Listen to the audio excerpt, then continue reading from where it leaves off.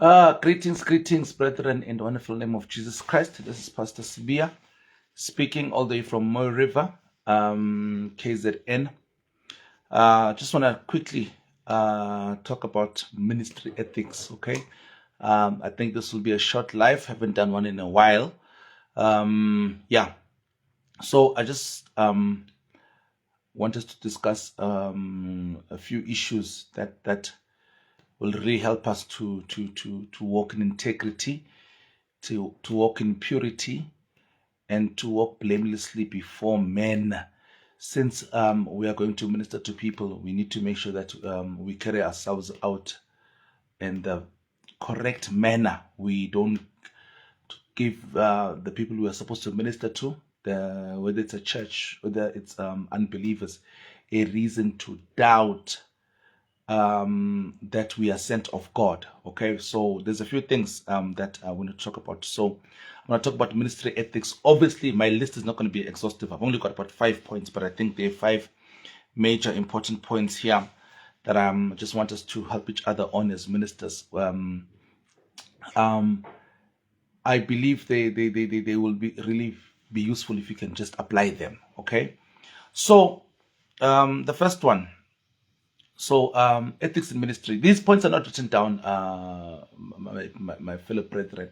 They're not written down. This is just wisdom. You know, there's some nuggets that you get from people, from experience. You know, in ministry. That okay. This is not something that's written down on paper, but it's useful information that will help you. So we don't necessarily have verses for all of this, but they are useful. Okay? So sorry about that. I've got a call. My mother was calling. I will.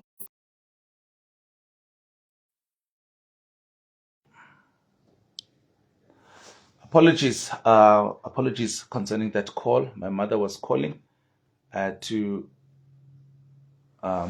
close that call, but I will call up after this. I will call her after this this live recording. All right. Okay. So yeah, ministry ethics. Okay, number 1. Traveling with a woman in a car. Right. Okay. Now it is advisable. So the whole purpose of this is that we don't allow any room for doubt. You know, it's good for people to arrive at a conclusion that they think is correct.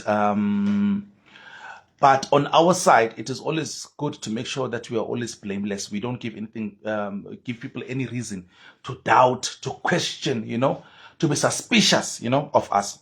So regarding traveling with a woman in a car, my advice is this. Take it, don't have to take it. I don't have verses here. It's not solas escritura here. No, this is wisdom, okay? So I have found, okay, whenever, as a man of God, I'm traveling with a woman, it is good that the woman, it's just me and her. Maybe it's one of the sisters in church. I'm dropping her off or I'm picking her up. Maybe she's carrying something heavy. You know, maybe we're having an event at church. She's carrying some tissues. I need to pick her up. Okay. Whenever you are traveling with a woman, it is advisable that she sit at the back. Okay. She sit at the back. Okay. She sit at the back. Because why do I say this? When she's sitting in the front with you, it can open up a can of worms where people can now start to question, who is this? Is this his girlfriend? Is this his madam, his side piece? Is this his that woman is not his wife? You see? Welcome, Pastor Kangele. Thank you for joining us, man of God. So that woman is not his wife. Who is she? And all of these things. So it opens up room for many questions. Who is this woman that's sitting in the front? And so forth. We know his wife. That was not his wife. You see? Now they don't know the reason why she's sitting in the front. Maybe now there's some items at the back seat. They don't know. So as much as you can, my brothers and sisters, especially I'm speaking more to the men of God. So whenever you are traveling with a woman, let her sit in a back seat. I think the point even stands. The point even stands is even more wise if you are married. Okay, if you are married, the front seat of your car is reserved for your wife, and if your mother is alive, your mother. The front seat of your car is reserved for your wife and your mother. No other woman should sit in the front. If it's a woman that's going to sit there, let her be older than you. Let her be older than you, much older than you. Maybe cook or something, you know. You don't want her to be squeezed up with someone with the others at the back there as a sign of respect. Then Okoko can sit at the at the front of the car. Okay? So if you are married, if you are traveling with a woman, let in the front seat, let it be your wife or your mother or an older woman. Woman your age, woman younger than you, back seat, back seat, back seat, back seat. Because it opens up room for controversy, for unnecessary suspicions, and so forth, you see, and people start to doubt and so forth, who was that woman you was traveling with, and so forth and so forth. So we need to be careful here. So when you're traveling with a woman, back seat, the front seat only for your wife, your mother, or a woman much older than you. Okay, if it's a man, no problem. Okay, so let's be careful there. Let's not be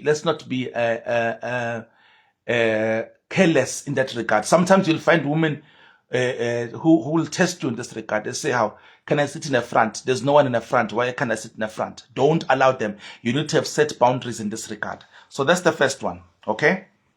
Second one, counseling a woman. Counseling a woman. When you are counseling a woman. All right. Counseling a woman. I have a rule. When it comes to and the church, the Lord has trusted me to shepherd. I've told them this. If you are a woman, you have a problem, you go to my wife. You don't come to me. Any woman who has a problem, your first source of help is my wife. You don't come to me. I primarily deal with the men. Okay. Any man who has a problem, they come to me. They don't go to my wife. Okay. If my wife cannot handle your problem, if my wife needs advice from you, from advice from me, she will come to me and let me know. No, there's a problem of 1, 2, 3.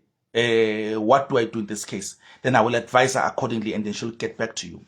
Why do you say this, Mfundis? Very simple. All right. Okay.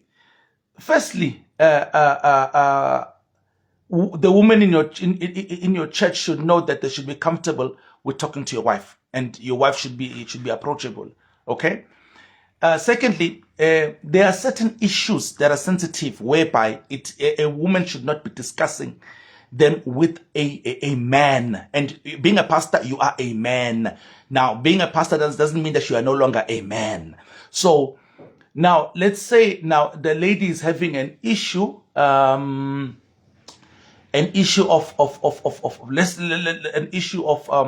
a sexual nature. Okay.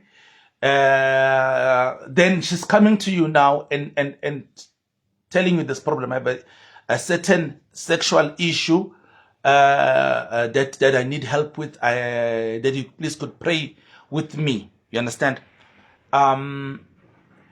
So such issues are dangerous, because as much as I can help, as much as she may be coming innocently, but they can build a picture in your mind as a pastor, which can lead you to a point of temptation, whereby now you are mentioning this thing in your head. For example, I'll be practical here. I'm not playing games. These are serious matters, and these are things you'll encounter in ministry. Let's say a woman comes to you. She's married.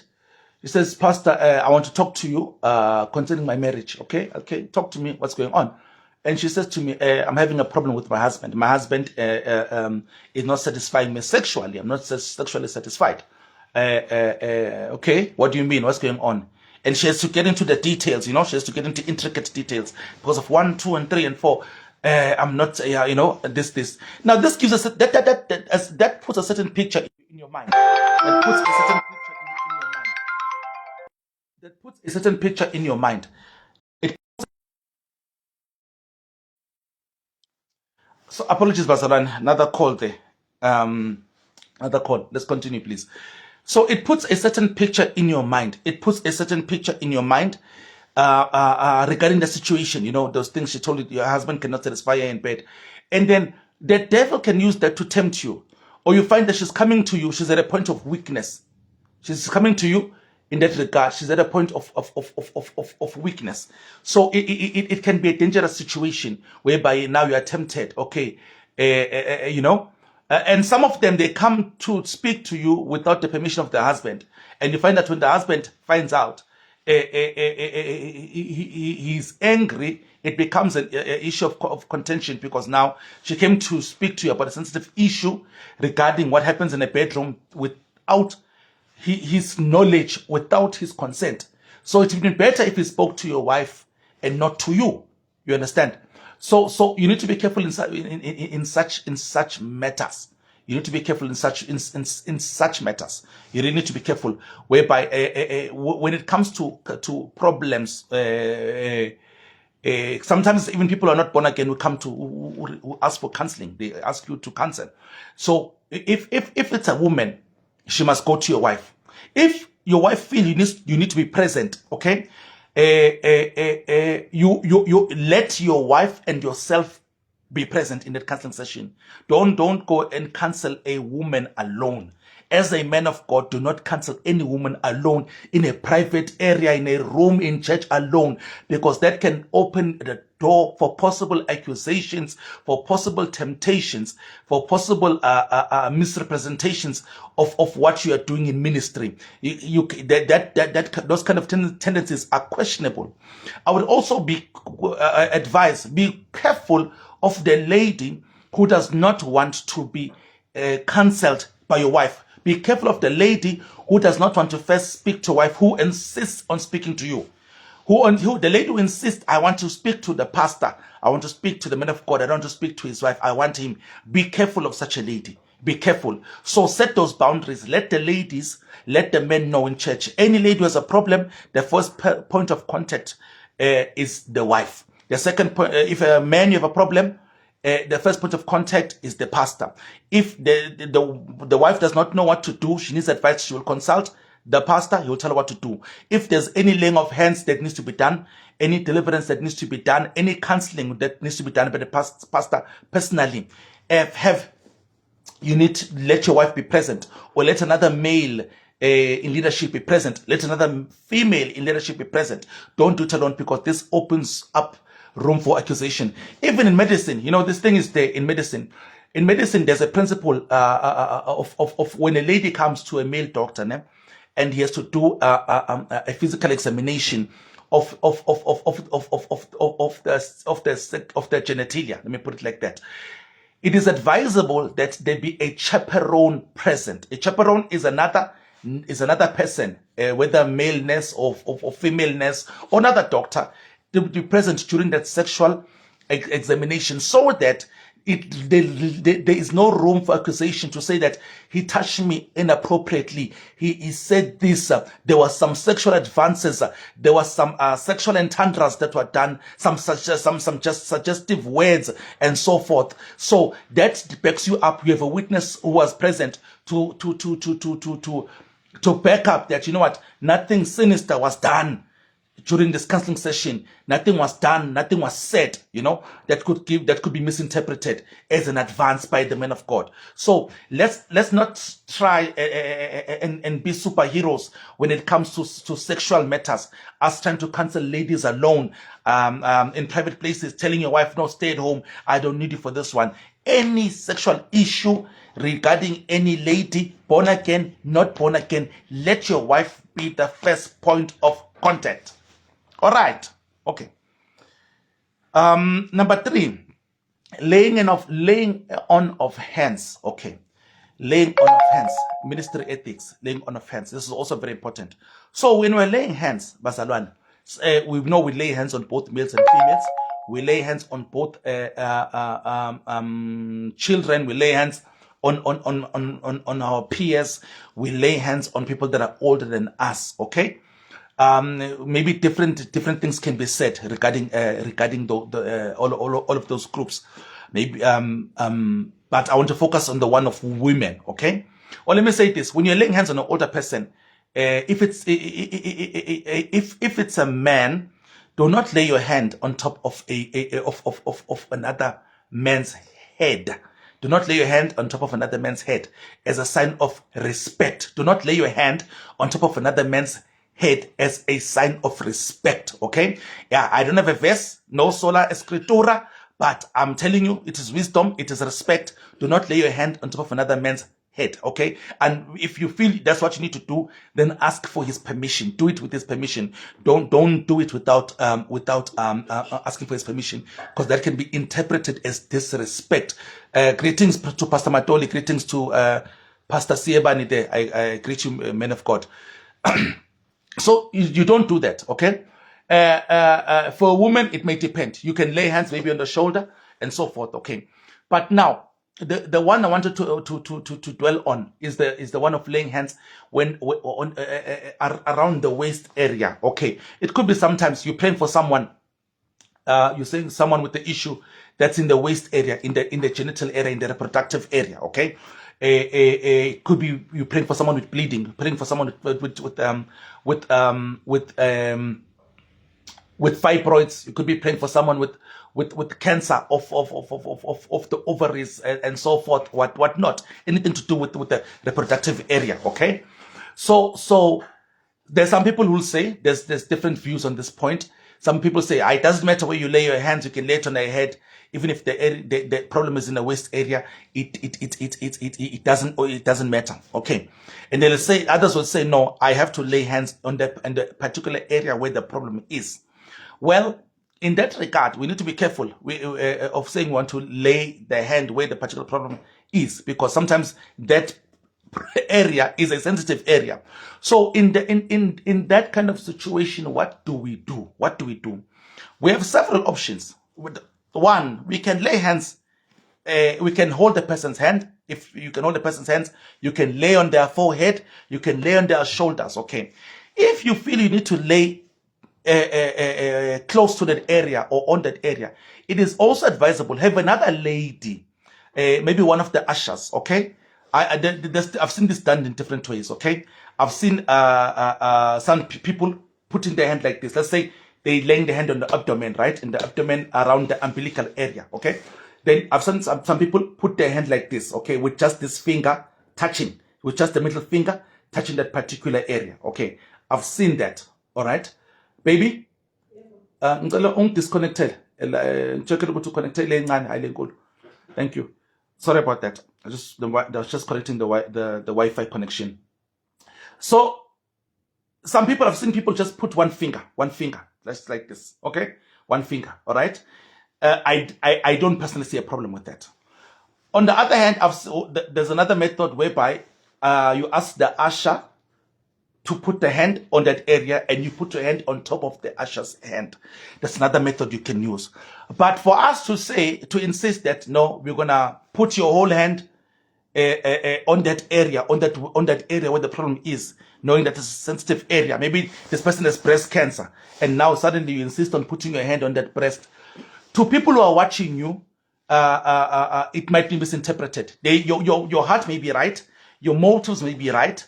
But now they don't know your heart, they don't know your motives, they can't see your heart. At the moment when this is being done, they're just seeing you laying hands on someone's breast. They're just seeing you laying hands on someone's lower abdominal area. And now that can be misinterpreted as being a sexual advancement and so forth. So we need to be careful in that area, okay? Also, it doesn't matter. I mean, when you lay hands on someone, you can lay hands on the head. The God's power will go where it needs to go. You know, you can sometimes not even need to touch the person. You just command, and God's power will go where it needs to go. So we need to be careful in this regard, men of God. When we are laying hands, we lay hands correctly. Our laying of hands is not disrespectful. It's not suspicious. Okay. It's not questionable as to what our motive really was, you know, and so forth, you know. Let's really be careful. Let's really be careful in that regard, okay? Because Some things that we sometimes do, they may appear strange to someone who does not understand these things, who's not knowledgeable regarding such matters, okay? And we can't blame people, so let's not try to be controversial on how we do things. All right. Then the fourth one is marriage before ministry. Marriage before ministry. Now, this one I know we're gonna have an issue here with some people. We're gonna have an issue with some people. All right, what do I mean? Well, let me define by what I mean by marriage before ministry. Let me define what I mean here. Okay, I am talking about somebody starting a work. Okay, i.e. a church. Okay, you are starting a work, a church, and you are not married. That's what I'm talking about. Okay, right. Okay, I understand there are those in traveling ministry, right? There are those in traveling ministry. Now, there is no rule, there's no written rule that says that for you to be, before you do traveling ministry, you need to be married, where you are traveling town to town, city to city, nation to nation, whatever, you're preaching the gospel. There's no rule that says that you need to be married before you do traveling ministry. But wisdom dictates that it is good that you be married. It is good that you be married, even in traveling ministry, that you be married, so that people that you are ministering to in your travels, in your itinerary, they may feel more secure at the fact that the person ministering to them is married, they have a wife, because this gives them the sense that this person, being a man, they say, okay, you're a man, you're 20-something old, you 30-something old, 40-something old. Here you are single, you are not married, and you are having a traveling ministry. So you are ministering to their daughters, you are ministering to their wives. It gives a man a sense of peace to know that the man ministering is also married. So they understand their responsibility of having a family. They understand the responsibility of having a wife. They'll be more responsible. The question of sexual is this not a sexual predator? It's less likely to come up, because they understand that this man is married. You see, because now you find some men of God, okay, and I'm not saying it's wrong, but I'm just saying there's room here for questions for questions to rise from both believers and unbelievers, where a man of God is always traveling alone, okay? Sometimes it's traveling with other people, and God forbid, there's always a lady that's traveling with you or with the group. There's a lady. Nobody's married here. We are all singles. We're traveling together. There's a lady here that we're traveling with. And now we know we've all have a sexual drive. We have a sexual drive. Doesn't mean you are born again. You don't have a sexual drive. Doesn't mean you are born again. Your eyes no longer can no longer see a beautiful woman. Doesn't mean you are born again. You are a man of God. You no longer can lust. We know that these things, they happen. You can lust. You can lust. You can lust. So I'm saying to you, to avoid controversy, to avoid controversy, to avoid suspicion, to minimize accusation. It is good also in traveling ministry to be married. I'm not saying it's a must, but I'm saying to avoid those things. I'm not saying every traveling minister sit down. You don't have a right to minister. I told you there's no verse for this, but I'm saying to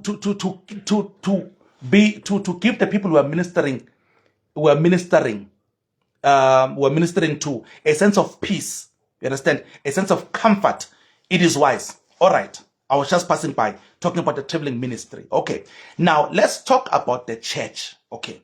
Now, the man starting a work, starting a church or a ministry, who is not married. Okay. What are the advantages, if there are any, and what are the disadvantages, if there are any? We're looking at this. Okay. Let's look at this. Okay.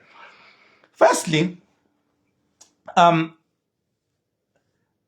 it would be, okay, you are married, nah? You are not married. You are not married. There's a couple who has an issue, okay? Now, there are certain places where you might get away with counseling a couple who is married when you are not. But there are certain places where you might not get away. For example, I know certain towns, I can tell you certain towns in South Africa, whereby you have an elderly couple who's having marriage problems.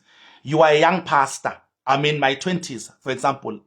Let's say the pastor's in his 20s, the couple is in their 40s, they're having a marriage problem.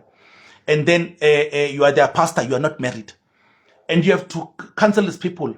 There are some people who say to your face blatantly, what will you tell me as a pastor about marriage when you yourself are not married? Okay? And that statement has some truth to it, but it's also not true in its entirety. Because I can counsel a couple on marriage based on what the Word of God says, even though I'm not married.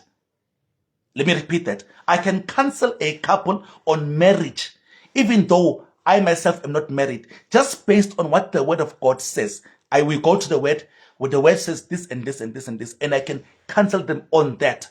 And that could help them. But now these people are saying, because I'm not married, they feel I'm not they feel I'm disqualified to counsel them. Okay, that is also true. There's also truth to that. There's also truth to that, because now they feel, in this case, I don't have any experience on the problems of marriage. So what will I have to say to them? That is true.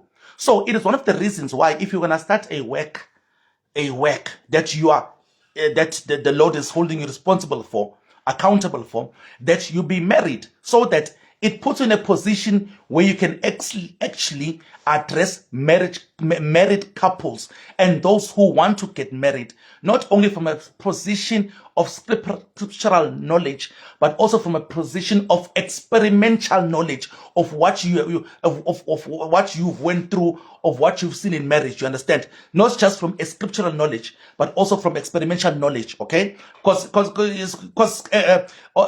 it gives you that authority. Being married yourself and counseling people who are married, it gives you that a sense of authority and that right to speak to them. They will say, this person, they're also married. They know what I'm going through. So it gives you that right. So I did not say that you can't start a church if you're not married. I did not say that. Please don't read into what I did not say. I did not say that.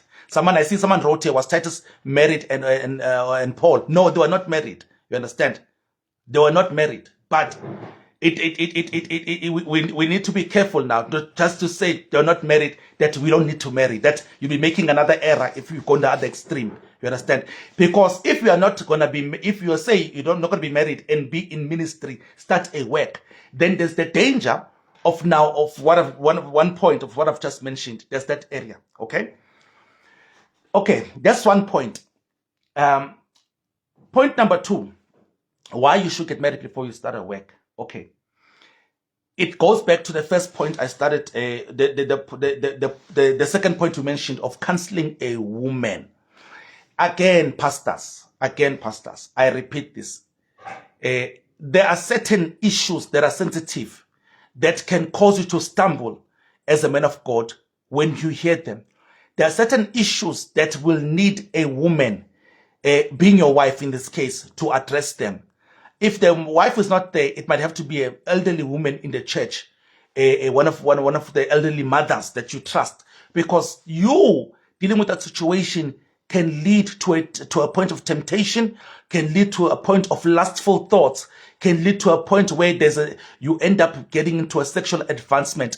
And mind you, some of these so-called issues that women have come with, where now you were the one counseling them, some of them were a sexual advancement all from their side.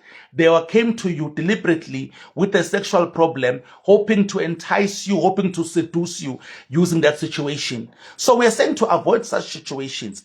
If you are married, that's why we said earlier on that any woman who has a problem must start with your wife. You understand? That forms a shield, a boundary of protection for you, so that you don't expose yourself to unnecessary things, unnecessary imaginations, hearing and things that are going to cause you to start imagining so and so in a certain manner, looking at them in a certain manner. So that's why it's one of the advantages why it is good to get married before you start a work of the Lord. Okay? We can't deny that. We can't deny that. That cannot be denied. We have had situations. We have seen situations where men of God counseled a woman who said they have a sexual problem. She came complaining of her husband. Her husband is not doing this. A husband is not doing that, and so forth. And that did something to your mind. And if you are, it found you in a, some of these things, they come when you are at a point of weakness. Sometimes these things come when you, the pastor, are fighting certain temptations. You're fighting certain thoughts. You are under a season of attack, and these things find you. They come at that time. So with your wife being there, you are protected. So it is one of the reasons to be married before you begin a work. I didn't say it's a must. I told you, this is wisdom we are sharing here. These are tips to make ministry a success. These are tips to protect the work of the ministry. Okay? You take it, you don't take it. I'm just sharing advice here of things you need to be careful of. Okay? These are things you need to be careful of. There are certain places I know in South Africa where if you don't have a wife, you're not married. You go there. You go to the Bundus. They will ask you, you say, I want to start a church in the Bundus. They'll ask you, where's your wife? We don't feel safe with our daughters around you because you have no wife. We don't feel safe with our wives around you because you have no wife. Pastor so-and-so came here without a wife. He slept with so-and-so. He slept with so-and-so. He slept with so-and-so. So why is it? Being not married, it doesn't mean that your sexual drive is asleep. Unless you tell him, you're a eunuch, you're a eunuch, you don't have the call to ministry, you don't have a sexual drive, there's no libido, nothing, then okay, that's fine. But if you have a sexual drive, what makes you think that you're going to conquer every temptation? What makes you think you're going to conquer every temptation? Why would you even want to put yourself in that position? Why would you want to put yourself in that position? So we need to use some wisdom here. We really need to use some wisdom and not try to do things. I mean even the word of God. Okay. Someone raised the issue. Okay. All right. Someone going back to the question that was asked here. Was Titus married and Paul by Thandazile Nzama? All right. Okay. The same Paul who was not married. Okay, who was not married is the one who said that a person before they are trusted with to pastor, to shepherd the church, they must first be found faithful in their house. How about that one? Okay, so the same Paul was not married, so we can't now say that because Paul was not married, it means that everybody must not be married. Because the same Paul said that the person, one of the qualifications to be a bishop, to be a pastor, to be a pastor, to shepherd a flock, one must be found faithful with his household, with his wife, with his children. Okay, he says that if you are unable to manage your own household, how will you manage? How will you handle? How will you be found faithful with the house of God? So the family, the husband and wife, the husband, wife, and kids are the stepping stone. They are the learning ground, the preparation ground for being found faithful in ministry. So we can debate that one, but I think it's very clear. Now, maybe you can ask, the debate can be, what gives Paul the authority? What gives Paul the authority to say that when he himself is not married? But I say that you are speaking under the inspiration of the Holy Spirit. For me, that settles it. Okay? All right. Another point, marriage before ministry. Number 3. Guys, we cannot, certain things you want. Some things you'll think we are just saying them because for the sake of just talking, that we are not. When you are in the ground, when you are in the field, when you're in the field, you're working in the field, you will see certain things. You will see certain things, and then you understand why the word says certain things. Right. Reason number 3. We have to admit some people come to church for the wrong reasons. Every mother, especially the mothers, every mother wants their daughter to get married. Every mother wants their daughter to get married. It's a wish of every mother for their daughter to get married. Oh, and it is such a blessing if the daughter can marry the man of God. So you'll have a church that is growing well. You see the church is growing well. The church is growing fast. In fact, too fast for than it should be. Only to find that the church is full of a lot of women. The church is full of a lot of women, a lot of young women and their mothers who are there because their mothers and the daughters are hoping that one day you'll marry them. The pastor is single most. The pastor has no wife. The pastor is handsome. He's single. He has no wife. So you'll find there will be a lot of women, young women, who are eager to do the work of the ministry. They are ready to come and do your washing. They are ready to come and cook for you. They are ready to bring food to your house. They are ready to bring baked what do you call these things that are baked? I don't know. I almost said bakery. They're almost ready. You know, they are ready to bring things to your house.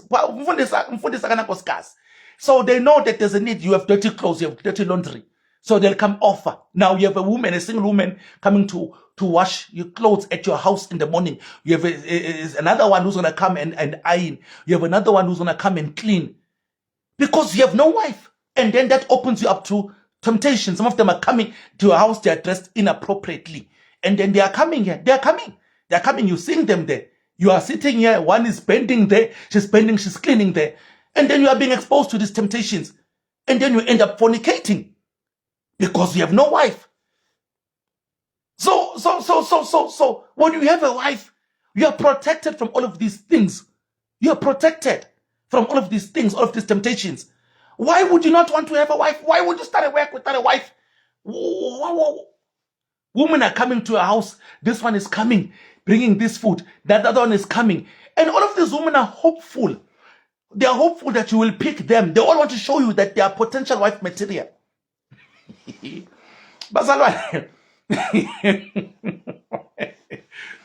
then one day, when you finally decide you want to get married, when you decide you want to get married, then you pick one of the sisters within this church. Let's say one of them caught your eye, and you pick one of the sisters within the church, and you marry her. All right. Once you marry her, the church divides, or the church attendance or membership, it decreases dismally.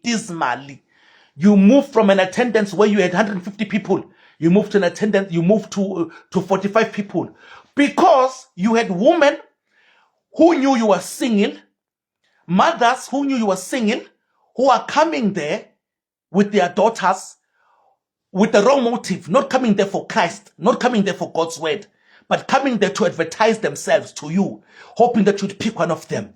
And since you did not pick their daughters, then they now no longer see a reason to continue worshiping God. They no longer see a reason to come to church. They leave.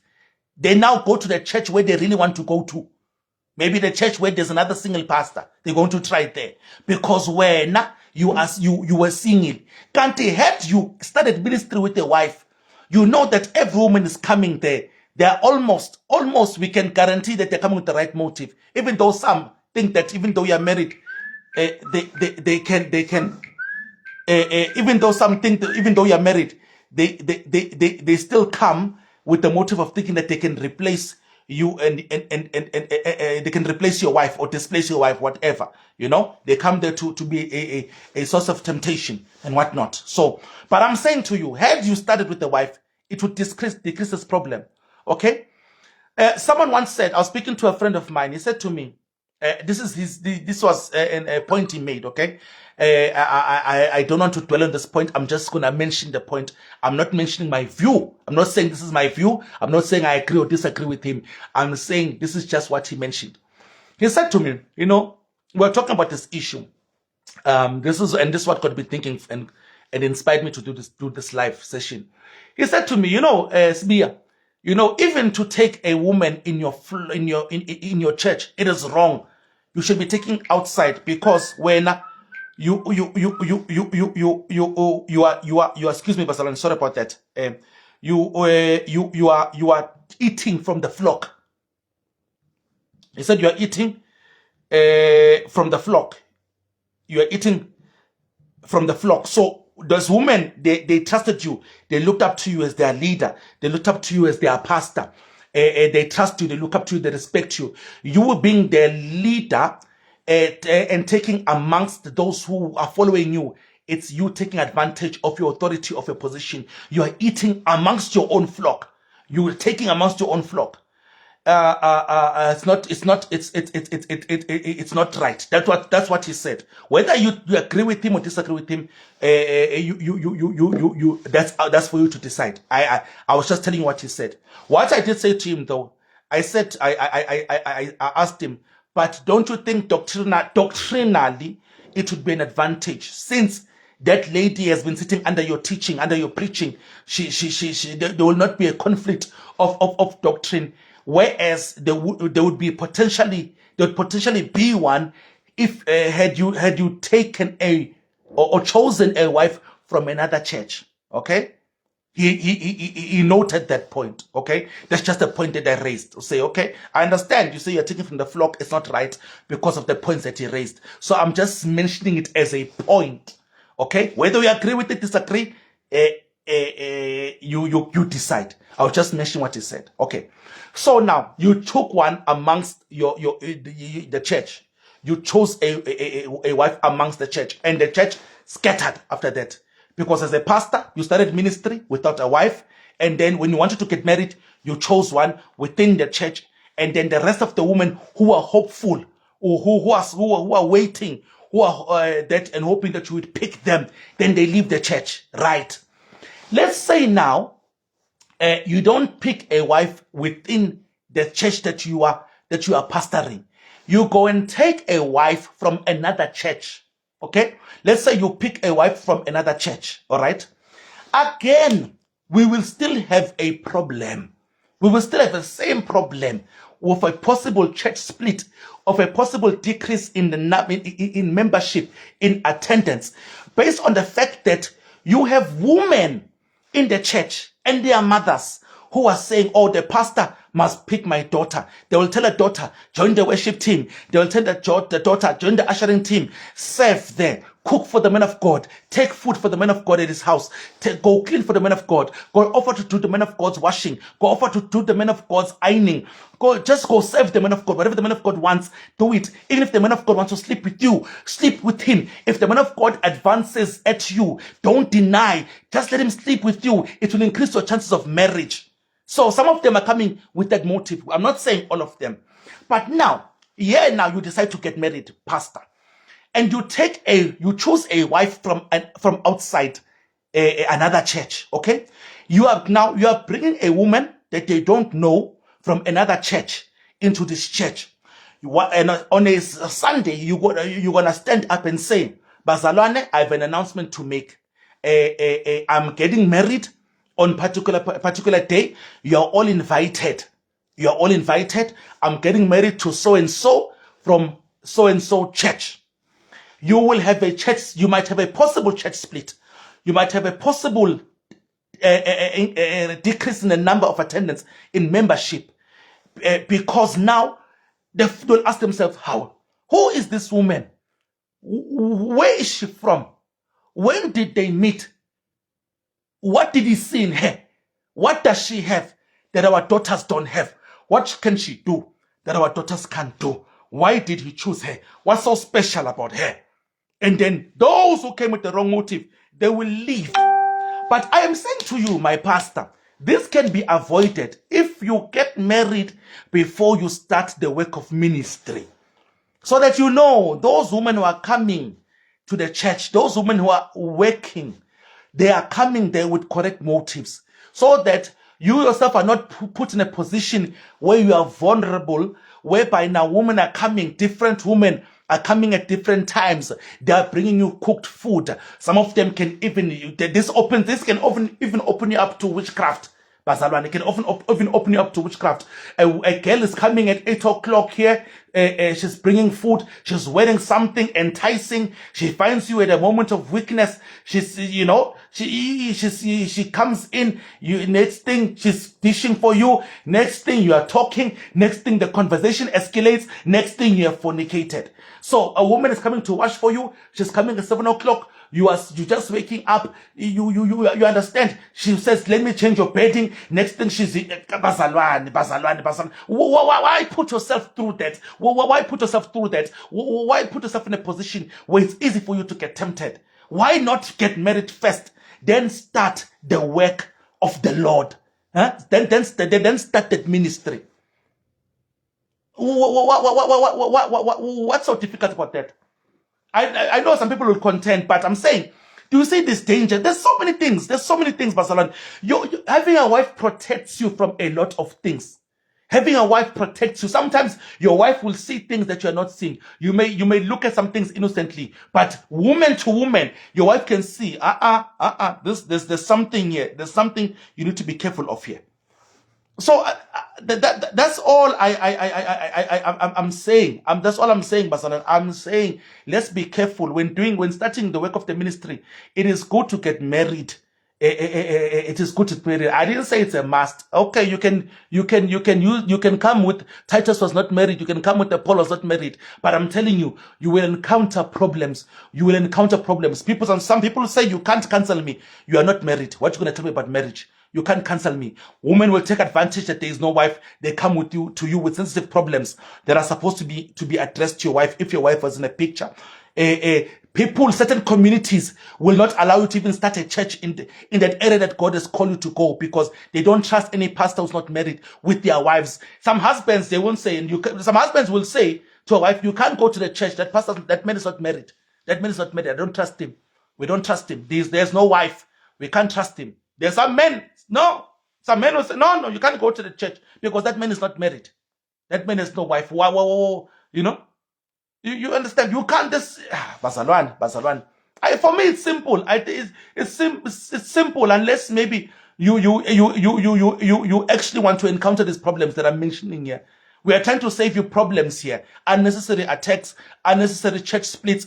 We are trying to we are trying to avoid temptations, controversies, accusations, suspicions within the ministry. We are trying to make sure that we are blameless before God and even those we are ministering to. We are trying to say your wife will also help to hold you accountable. Do you know some things your wife can even be your alibi, Basalan? Your wife can be a witness that no, he was not. I was there when he was counseling that woman. He did not say that. I was there when he was counseling that woman, was doing that deliverance. He didn't touch her like that. I was there.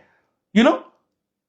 So when there's no wife in the picture, it opens us up to a whole lot of problems. That's why I'm saying it is wisdom.